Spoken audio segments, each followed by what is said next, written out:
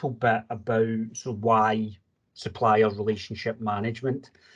So I think we probably all know instinctively that good relationships help us through difficult times with our suppliers, and you know, we potentially gain more. So not just in sort of times of crisis or disruption, strong relationships help, but also in the good times.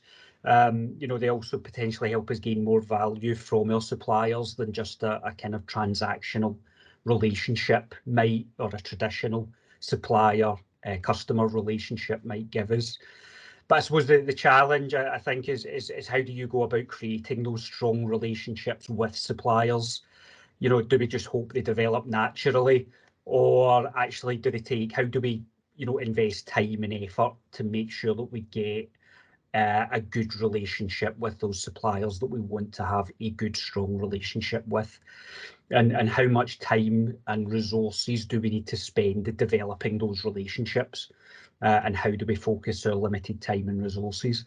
So I'm glad I'm not going to answer that question for you. It's Nnamdi Ahuchugu, who Nnamdi is one of our supply chain risk experts within Zurich Resilience Solutions, and he works with our customers on supply chain management solutions. And for those of you that are unfamiliar with Nnamdi, he's got 20 years of experience in industry as a supply chain and procurement professional, and is well experienced in trying to get value from suppliers and they build those long-term, long-lasting relationships. So I will hand over to Nnamdi to take us through the session. Good morning and good day to everybody on the call. Thank you, Alan, for that introduction. Again, welcome to the third in our series of supply chain webinars. The topic for today's webinar is supplier relationship management. As Alan mentioned in his introduction, supplier relationship has become ever so more important ever since the onset of the pandemic, following on from Brexit, and issues with supply disruption within industry. It's become more and more important for organizations to focus on the relationships they have with their suppliers and put a robust process in place to continue manage that relationship and ensure that they're getting the best value for their organizations as well as the best value for the suppliers themselves. Now, through this session, we'll look at the industry definition of supplier relationship management. We'll look at why supplier relationship management is important to our organizations. We'll look at a defined process of how to set up an SRM program with your supply base, and we look at methods of continually monitoring that process and ensure that the process is adding value to our organizations. Now, moving on to the first slide. So this is a Jarvis and Grove definition of supplier relationship management. So what it says is that supplier relationship management is a complex business process that requires resource allocation from the buyer and the supplier as well, to achieve a set of complex outputs. So when you put that into perspective and you think of the context of that statement, so effectively you have a relationship representative within your organization, and then you have a similar representative within the supplier's organization, and it's about finding that mutual ground and having a good collaboration between those two relationship managers, as effectively we will call them through the context of this briefing, and effectively those two resources will manage the relationships and ensure that the best value is achieved between both organizations. Now, one of the biggest themes for this process is collaboration. I think there's all sorts of relationships and ways that procurement and supply chain have managed supply relationships in the past. Some of those relationships have been very coercive in nature. Some of them have been very much one-sided in terms of trying to manipulate as much leverage one organization has over the other. And ultimately, you find that those kind of relationships end up in some sort of conflict or some sort of adversarial, has some sort of adversarial impact. So ultimately, the big theme that we're pushing is that theme about collaboration. It's about finding that sweet spot, finding that win-win situation between both parties, the supplier and the customer in this scenario. So these relationships are obviously influenced by a lot of external environments and a lot of factors within the organization. So when you think about it again, each organization has its mission, it has its vision, has its goals and objectives on an annualized basis and on a long-term future planning basis.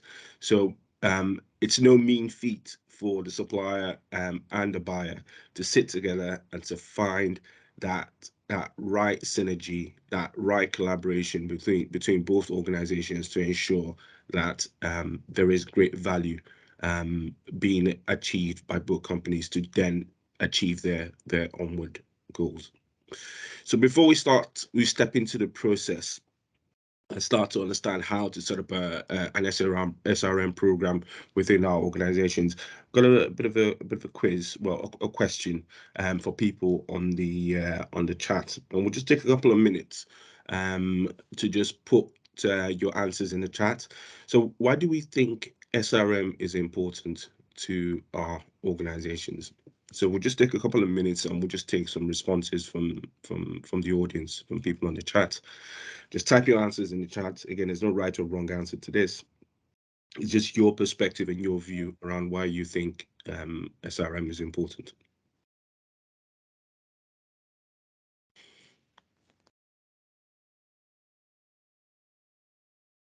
Thank you, Damien, for your answer. So delivers the best value from the relationship. Thank you.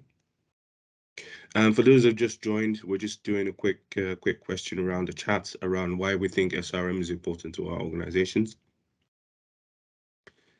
Thank you, Victoria, because it's dynamic and you need to be aware of changing risks.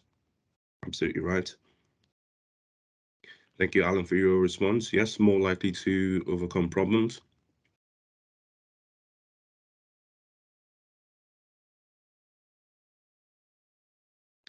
Thank you, Damien. Look for improvement and innovation. Yeah, absolutely. Thank you, Judy, for your response as well. Need to ensure the relationship is working for both sides and look for opportunities. Do you have any more for any more? Okay, fantastic. So we'll move on to the next slide. So all very wonderful answers. All, like I said, there's no right or wrong responses to the question, and it's about ultimately it's about what your organization finds as the best value that you can get from your relationship with your supplier, and then ultimately you have to have a joint and collaborative agreement with that supplier to be able to move that relationship forward. So the graph below is a typical time value graph that just looks at the relationship between, so when strategic sourcing effectively engage a new supplier and they sit down at the table, they negotiate a new contract, they get to the point where that contract is signed, deliverables are agreed from that contract. In more cases than not, there will be a clause around cost reduction or achieving certain cost targets within that contract. The contract is signed, and then both parties sort of walk away from that contract. Now, there's a heavy reliance on strategic sourcing to manage that contract and to effectively drive deliverables within that contract. But say the strategic sourcing resource for some reason doesn't do anything from that contract, that what we'll see or what will eventually happen is that there will be a decline in the level of value that is achieved from that contract. And sometimes it happens that it's just down to the bare fact that the strategic sourcing teams think that the contract, because it's written and it's in place, that cost attainment or contract management process will happen by attrition. There is actually a lot of effort that's required within that process to ensure that the deliverables are attained. Now, if you look at another means of adding value, if you look at the supplier performance management process, so you have periodic meetings with your suppliers, you measure their performance, you challenge them on the targets and the requirements within the contract. That then gives you another step change, another step level improvement within the deliverables within that contract. But then, for the purposes of SRM and supplier relationship management, we want to step that up one more time to the collaborative level. So as a supplier and as a buyer, you start to think about various methods and various ways to add additional value to that contract beyond the existing terms within that contract, which again are probably down to cost reduction as a whole and certain quality requirement targets. But if they want to step that up a bit, we start to look at additional collaboration efforts and value efforts that would then bolster that contract and bolster that relationship to then give added value. And that's where the collaboration piece becomes more and more important within the SRM process.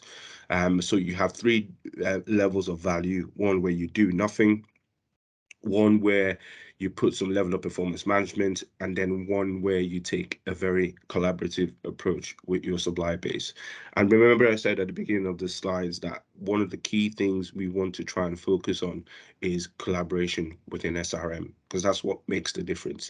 And it moves away from classic previous styles of supplier management where the relationship has been very adversarial, with one party trying to get undue leverage over another party. So moving on to the next slide. So this is a slide that kind of starts to depict a rethinking within the organization about how purchasing or how procurement should work from an SRM perspective. So traditionally in the past, purchasing would look to get leverage over suppliers and effectively beat suppliers over the head, in terms of trying to get them to deliver on their promises or deliver on what they said they would do. But we're thinking about looking at a new purchasing model that looks at engaging with these suppliers, being more collaborative, looking at where the value is not just with you as a customer, but there's also value with the supplier. Because let's face it, if we beat a supplier over the head and we drain the supplier of all forms of cost reduction that they can attain, if that supplier goes out of business, all that's going to happen is that it's going to have a knock-on effect on your organization. So again, we move from a relationship that just looks at managing transactions, just a question of you raise a purchase order on a daily basis, you transmit that purchase order. In addition to doing all of that, it's about managing that relationship. It's about picking up the phone, speaking to the supplier, understanding their issues, understanding their challenges, and just having a little bit more care within that relationship. Previous traditional roles, again, focusing on internal stakeholder compliance. We now move, towards the suppliers being a trusted advisor to internal business partners. So rather than keeping the relationship between the supplier and the buyer strictly down to a one person to one person type relationship, we will look at a matrix further on in this presentation that kind of talks about having relationships at different levels within the organization. So it's not just a one-to-one relationship, but it's many different people in many different functions within the buyer organization, and same within the customer organization, different levels of relationships. Moving away from just a relationship where you source goods and services, but looking at solving problems that arise from the process of procurement and sourcing. Primary value has always been cost reduction and management of costs. Now you move towards how can your suppliers give you that competitive advantage against your other people within the same markets in which you serve. So it's leveraging and getting the synergy of improved technologies, improved products, improved service, so that supplier gives you an added advantage. And like I said in the past, there's only so much you can take from a cost reduction, cost management perspective. It's one of the key deliverables, is one of the key measurables of a procurement function. It will never go away because, at the end of the day, cost reduction contributes to the bottom line of companies. However, in addition to that, we're looking at some added value that can make the customer stand out from its competitors. So let's now start to have a look at the process, a process map for SRM. So as an organization, if you didn't have a supplier relationship management process in place, what are the steps that you would take to get a supplier relationship management process in place?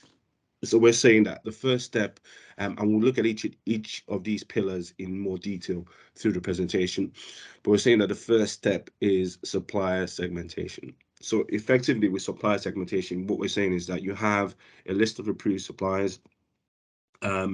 You take those suppliers and you effectively start to put them into segments or categories. How do you do this? Again, we'll look at it in a bit more detail, but you look at a set of identified criteria that will help you segment and put the suppliers into various categories of relationship management. One of the key things as part of that process as well is to identify a supplier relationship management team, depending on the amount of available resource you have within your organization. Again, it doesn't have to be a standalone function or responsibility within an organization. It's something that could be an add-on or a bolt-on to an existing role within the organization. But it's important that you identify the team, you identify various people that would sponsor some of the more key suppliers within your organization. And again, very, very important is that you develop a cadence of regular meetings and reviews once you've completed the segmentation process.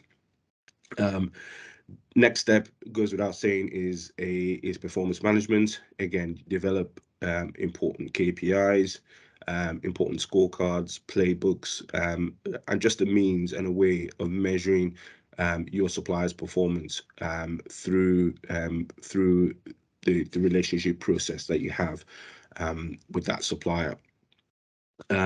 And one of the key things that and certainly some of the things that I've come across in my career within supply chain is making the mistake of, say, for example, putting together a cost quality delivery scoring for your supplier and not agreeing those metrics with your supplier. What you find out is that you end up going to a relationship meeting and you end up arguing about the scores. You say that supplier has delivered X amount of cost reduction, and they say, no, we've delivered more than that, and your numbers aren't right. Or you say to them that they have a 70% on-time delivery score, and they turn around and say, no, it should be 80%, it should be 85%.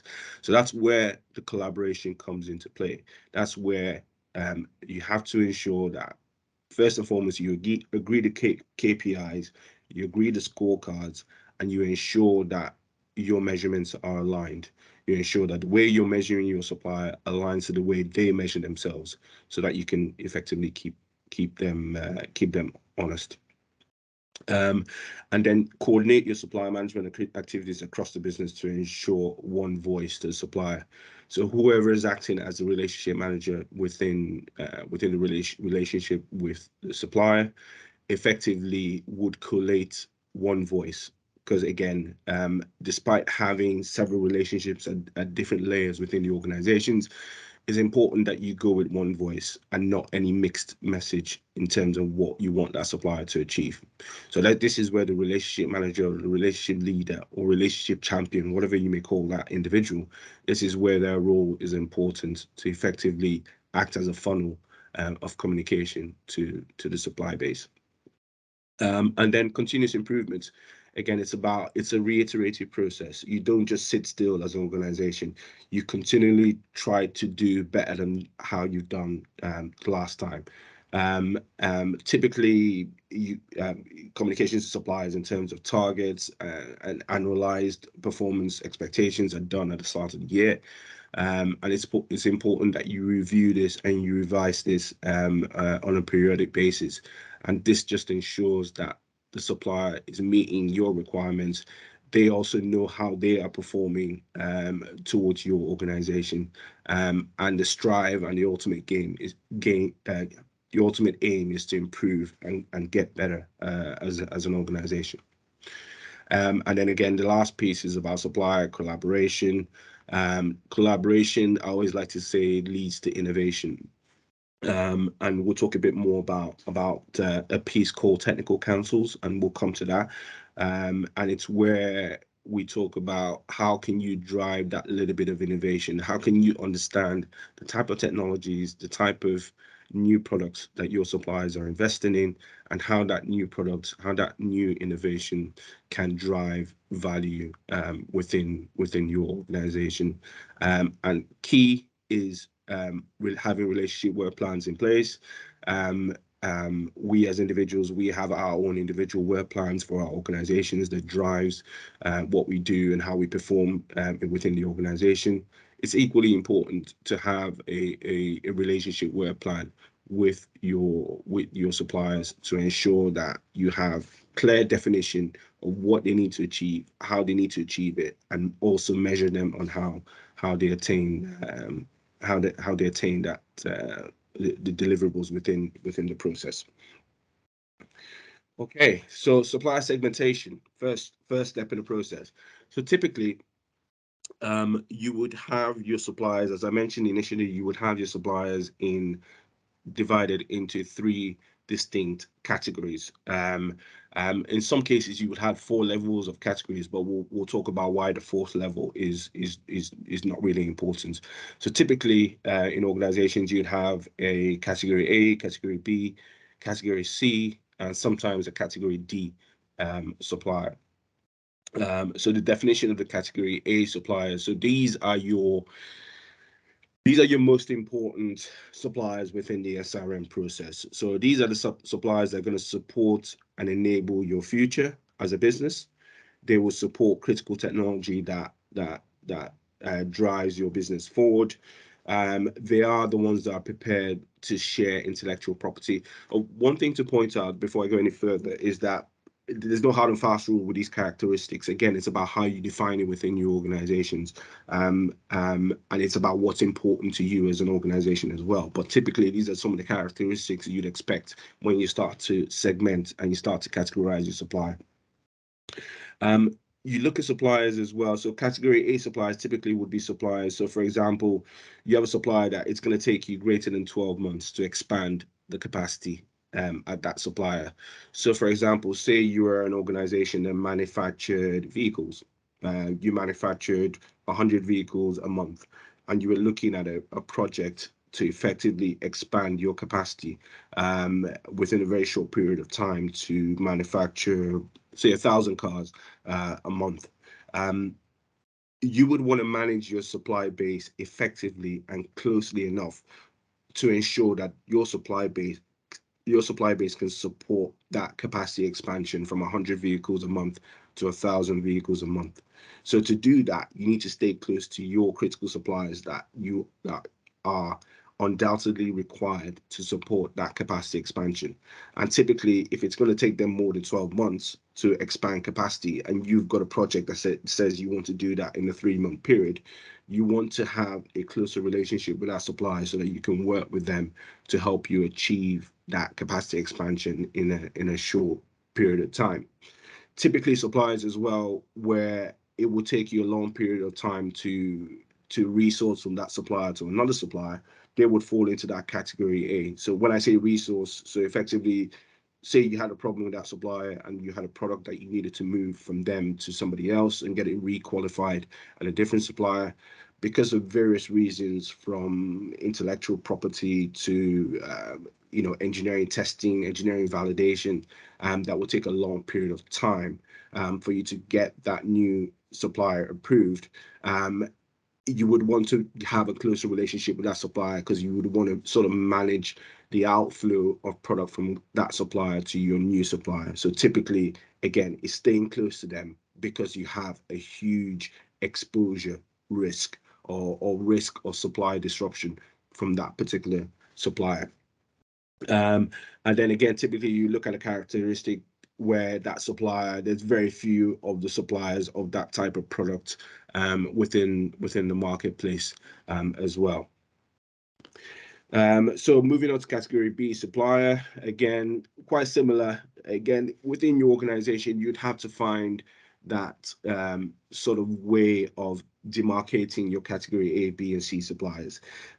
Again, there's no hard and fast rule. It's what works for your organization, is what is important to your organization.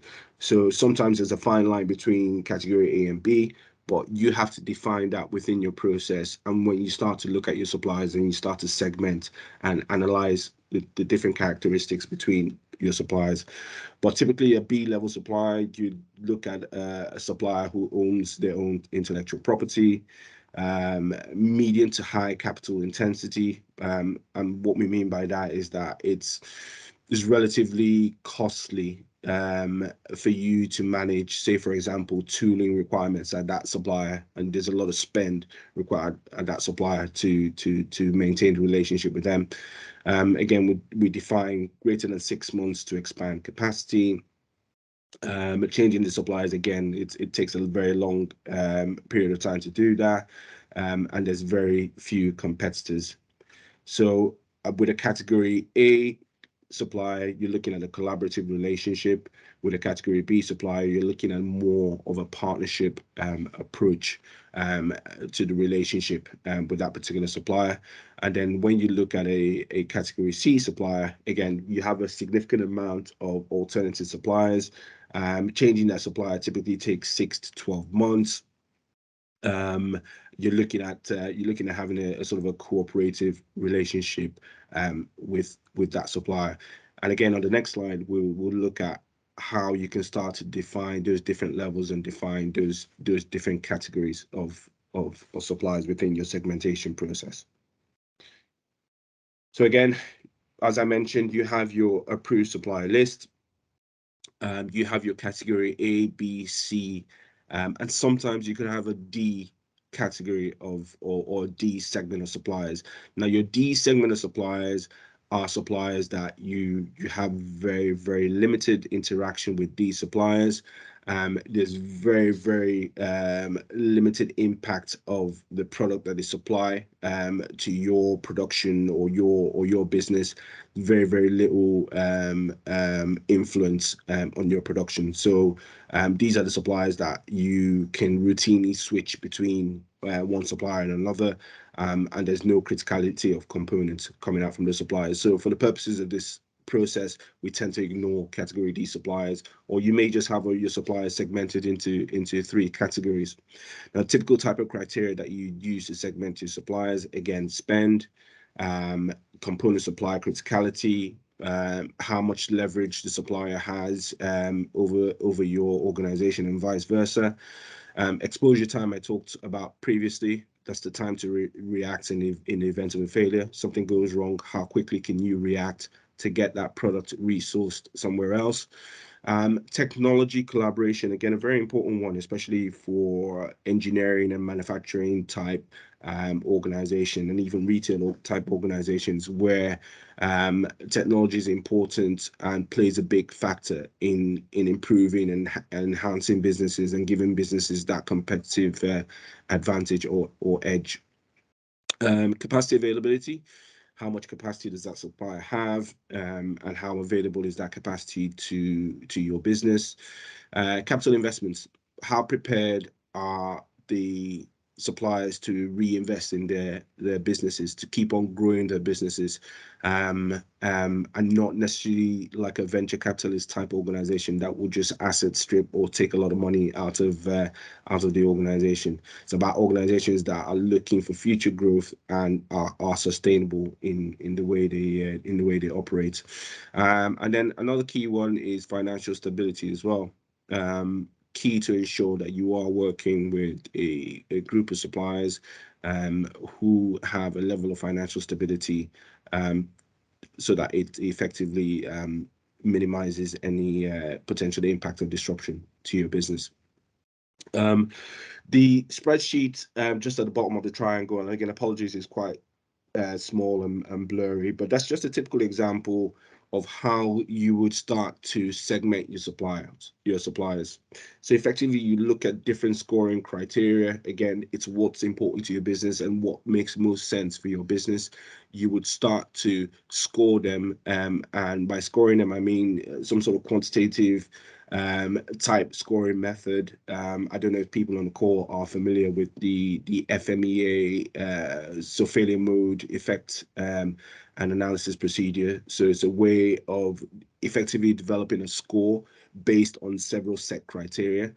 And then you can effectively define a scoring that would push your suppliers into specific segments. So say, for example, you had a scoring criteria from 1 to 10, and any supplier that's scored from 1 to 10 would effectively go into category A. Any ones that scored from 11 to 20, category B, and then from 21 to 30, we go into category C. So again, it's about defining what criteria is important to your organization, what criteria is important for you to segment your suppliers and put your suppliers in the right category so that you can start to develop the right and appropriate relationships with these suppliers. Okay, so that's supplier segmentation. So again, just to talk about some of the key activities of the segmentation process. So as I mentioned initially in the presentation, you need to identify a SRM champion, leader, owner, just whichever way you want to define it within your organization, somebody who will lead and facilitate the process for your organization or business unit. The actual procurement and supply chain teams will do the actual completion of the segmentation activity because they know the suppliers best, and they can actually start to look at those different characteristics that the suppliers have, and they can put some level of scoring behind those suppliers to get them into the right segments. The SRM champion will compile a list of all suppliers once they are in these segments, and they will review this with whoever the purchasing leaders are, or leaders of supply chain, and effectively agree a final list of suppliers for that SRM process, categorized into A, B, C, and D. So the SRM champion will now compile a list of your A and B suppliers because they are your most critical suppliers that you define from the process, and they will make all arrangements and facilitate the SRM reviews with these nominated suppliers. So again, the key is collaboration in the sense of category A, and partnership with a sense of category B suppliers, and ensuring that you're having a much more closer relationship with these suppliers. So moving on to the next slide. So again, I talked about relationship structure within SRM. Typically in the past, it's a buyer that would have a relationship with a salesperson within the supplier organization. But with SRM, again, we're trying to think completely differently in terms of how that relationship structure works. So it's not just about having a one-to-one relationship, but we're talking about different levels within the organization having relationships. So we're talking about the CEOs within the supplier organization having a relationship with the CEOs within the supply base or the suppliers. You have relationship managers that are identified within each organizations.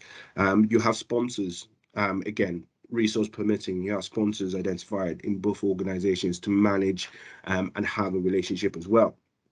Then the various departments that interact, the purchasing, engineering, manufacturing, supply chain departments at the supplier and the customer, effectively having a relationship where they can talk to each other, they can collaborate with each other, and they can understand what's going on in each other's organizations. You could have quality engineers speaking to each other. You could have research and development people speaking to each other within the organizations. So it's moving away from the classic one buyer to one seller type relationship, but it's moving to having relationships at an organizational level. So what are the responsibilities of the SRM team, as I like to call it, and responsibilities of the stakeholders? So again, it's about getting value from that relationship. It's about committing the time and the energy to the relationship to ensure that you drive the best value for both your organizations. So again, once you go into these SRM programs or these SRM processes, there needs to be a strategic compatibility between both your organizations. You need to be driving in the right or in the same direction. Otherwise, it's going to fall down. The process will fall down because you can't have one organization pulling one way and the other pulling the other. All you're going to end up doing is that when you come together for a meeting, it's going to become very confrontational, and you're not going to walk away from that meeting without any value. So it's important that there is synergy at the top from a strategic perspective and from a business objective perspective. And one way to achieve this is about clear expectations. Clear expectations from the businesses, from the functions. And again, it's all about communication. Communication is key to all of this. Both organizations talking clearly about what they want to get out of it, and making that very clear. And we'll talk about work plans further on in the presentation, but it's having a clear work plan across both organizations, which will drive the relationship. I talked about measuring supplier performance earlier. And again, it's not just one-sided performance measurement. It's about measuring, sharing that data, ensuring the data is correct, ensuring that it's one source of data, and agreeing the metrics and ensuring that your suppliers are agreeing that that metric, that measurement is correct and it is accurate for the purposes of managing that relationship. Develop a good working relationship with your counterparts at supplier level, as I mentioned. Develop understanding of supplier strategy, technology, processes, and help identify and deliver projects that add mutual value to both organizations. Again, looking at how performance management has always worked before in the past. So typically you had your CQD types of measurements and CQD types of focus, so cost, quality, delivery. So we're not saying get rid of that. Those are still important because at the end of the day, businesses are there to make money. Cost reduction drives straight to the bottom line of your business. So very, very important. Quality, again, quality of a product is key, because if the quality is bad, then you have your supply disruptions. And likewise, delivery, equally important metric. If goods aren't delivered on time and in full, again, we're starting to get into the realms of supply disruption. Now, what we're saying with the SRM process is that in addition to those three key metrics, traditional key metrics, what we're saying is build on top of those, and on top of the CQD, now start to look at innovation, start to look at technological co-development, start to look at global commonality. So you might be an organization that sits in the UK, but you might have different arms in Europe, South America, North America, Australia. How can you start to look at how you build relationships just beyond the relationship you have in the UK, but from a global perspective? Start to look at risk management processes again, something that wasn't always a key requirement, but with everything that's going on in the world, post-pandemic, post-Brexit, risk management has become ever more important for organizations. So we're saying incorporate this and make this a focus within your SRM program for the future. And then again, focus on business growth, the supplier growing as a business and your organization growing as a business. If the supplier is key to you, you want that supplier to survive and you want them to come along with you on your own journey of growth within your organization. Still keeping with the theme of performance management, again, sometimes we talk about differentiators. So supplier differentiators are what makes one supplier, one of those characteristics that makes one supplier stand out from another within your portfolio of suppliers that you manage within your organization. So within the SRM process, you start to think about what are those things that makes supplier A stand out from supplier B or C or D. You know, how do we start to identify what makes our suppliers unique and what makes them more important for us to collaborate with going forward. So some of the key supplier differentiators I've defined within this presentation. Again, there is no limit to these points, and again, industry dependent. So differentiators like quality systems, technology, innovation, supply chain needs, capacity, global regional footprint, cost competitiveness, risk levels, management commitment and relationship, and then we move into the pieces around sustainability. Do the suppliers support diversity? Do they have green and social initiatives within their organizations? And again, all of these should align to your own principles and policies within your own organization, so that you're effectively identifying those key suppliers that you want to move ahead with. Again, with performance management, again, we talked about, again, we'll always look at a historical view of our suppliers and what the view should be from an SRM perspective. So historically, we looked at suppliers as companies which we buy goods and services from. The future view is that these suppliers are now a source of knowledge, expertise, assets, and innovation. Cost is a primary driver and measure of value from suppliers. Again, the view of the future is that SRM suppliers can help us gain and maintain competitive advantage in a myriad of ways. Our interactions with suppliers are minimal and nil in some cases. In the world of SRM, we look at basically having a lot of constant reviews in place with these suppliers. In the world of competing supply chains, the world of your organization is tied to the supplier success. So just not interacting with them is not gonna be a good way or good process going forward. Leverage over suppliers is the key to value. So again, having one over the suppliers or being able to beat them over the head to achieve what you need has always been a historical view, but now it's all about collaboration. Collaborate. So from a performance management perspective, we're saying develop long-term and mutually beneficial partnerships with your suppliers. Avoid the use of leverage, because leverage will only bring out a confrontational side from one or either parties.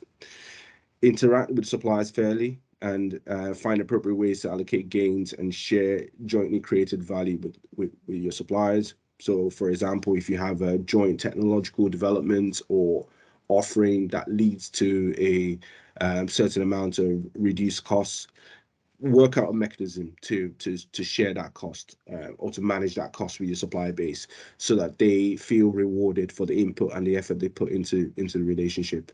And again, like I said before, I'd avoid adversarial or coercive tactics with your supply base. Now, how do we measure our suppliers? Again, I'm going to quickly go through an example. Again, this is not a hard and fast rule, as I like to say. Each organization is different, and you will find a way of measuring your suppliers or a way of putting a scorecard in place for your suppliers. So this is just a typical example of how you can measure and you can rate your suppliers within your organization. So I've identified 6 different metrics, KPIs within this scorecard. So again, we're looking at quality, and by quality we mean quality from the supplier. End customer quality means the quality of the product when it gets to the customer, ensuring that the reliability is still in place with that product. Cost management, cost reductions, delivery, technology, and again, sustainability. And you can give each of these a different weighting. It just so happens that we're giving them weightings that all add up to 100. So again, at the end of it, the ultimate aim is to come out with a score. So you have your outstanding suppliers who will measure from 80 to 100. You have your acceptable suppliers from 60 to 79, and then your developmental suppliers who score below 60. Again, it's just a very, very rough way of looking at how you measure your suppliers. So I'll just quickly run through the next slide. So again, this just gives you a quantitative approach. So we talked about quality management in the previous slide. Right at the top, 20 points. Again, it just gives you a typical weighting and then a quantitative way of scoring your supplier so that you get a score at the end of it. Again, there's lots of information here, but I'll just slide through. The concept is pretty much the same. So end customer, again, a quantitative approach to measuring them, cost management, delivery, technology and innovation. There is a mix of qualitative and quantitative in this type of measure, but ultimately you can get a scoring at the end of it to put against each of your suppliers. And then sustainability as well, understanding the sustainability goals within your supply chain to give you a final score at the end out of 100. So quick question, we'll take a minute, just conscious of time. We'll take a quick minute to just answer this question quickly. How frequently do you think you should meet with your category A suppliers? Again, just take a quick minute, 30 seconds to a minute for everybody on the chat. Put your answers in the chat, please. So Damien, monthly, thank you.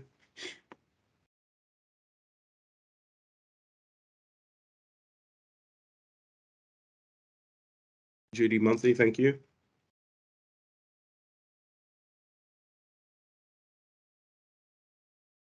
Monthly at operational level, quarterly at sponsor. Thank you, Alan.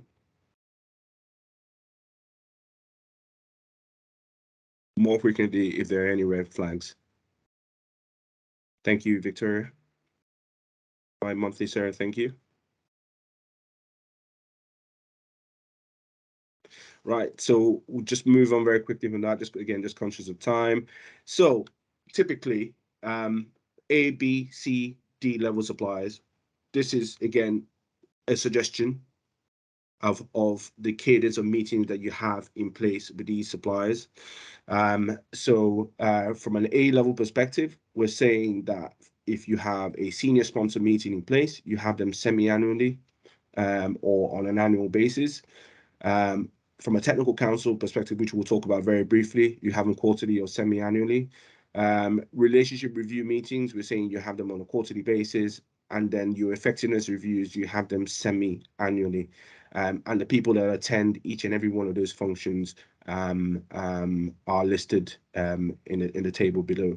Remember, I talked about D-level suppliers. If you notice, there's no requirement to meet with them at all because of how little or no impact they have to your organization. C-level impact, again, you have optional relationship review meetings in place, but it's purely down to your organization and what fits within your organization, depending on the resource and the criticality of components within your organizations.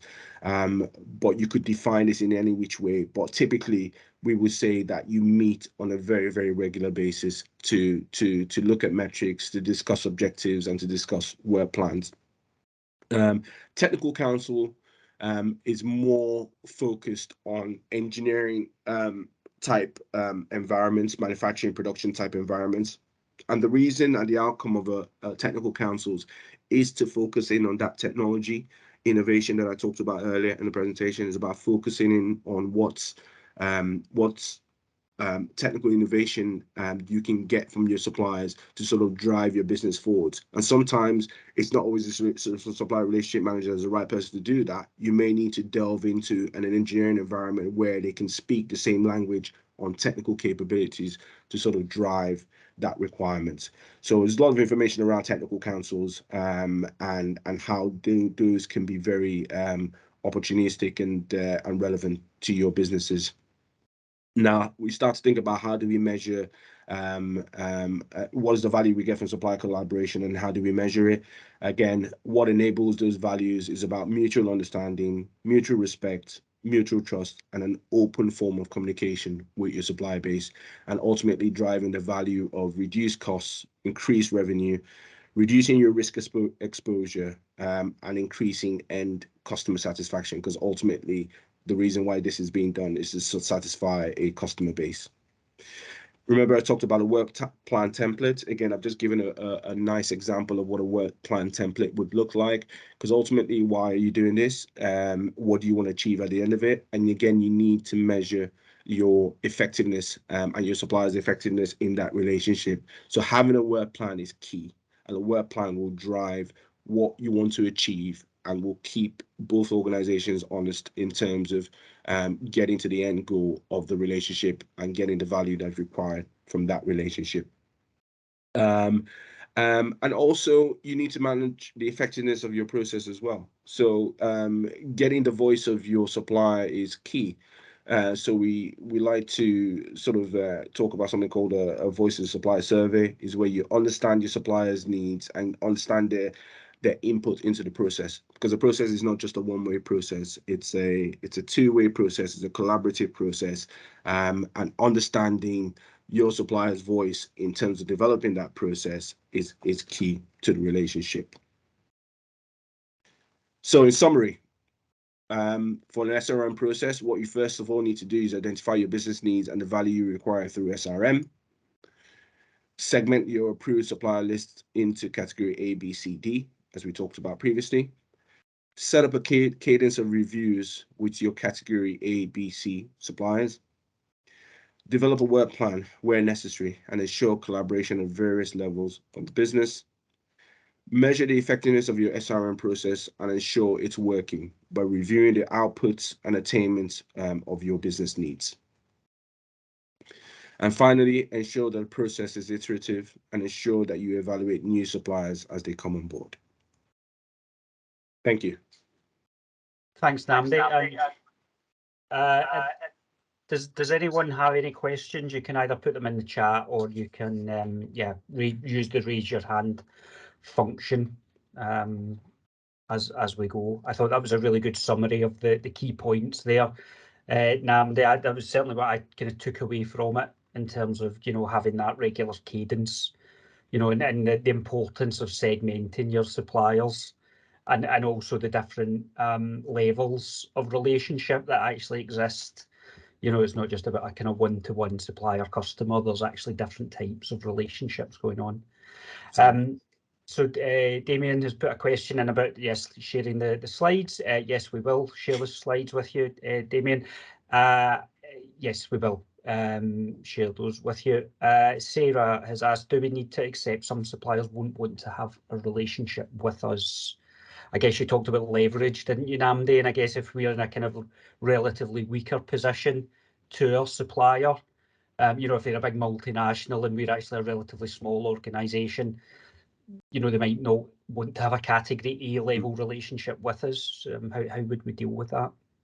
That's a really good question, and it's a scenario that occurs quite a lot within industry. And I think ultimately, what the business needs to do at that point in time is they need to make a decision as to how they want to manage that relationship. It's either they understand the risks associated with that relationship and agree to move on with that relationship, or they start to look for alternative suppliers.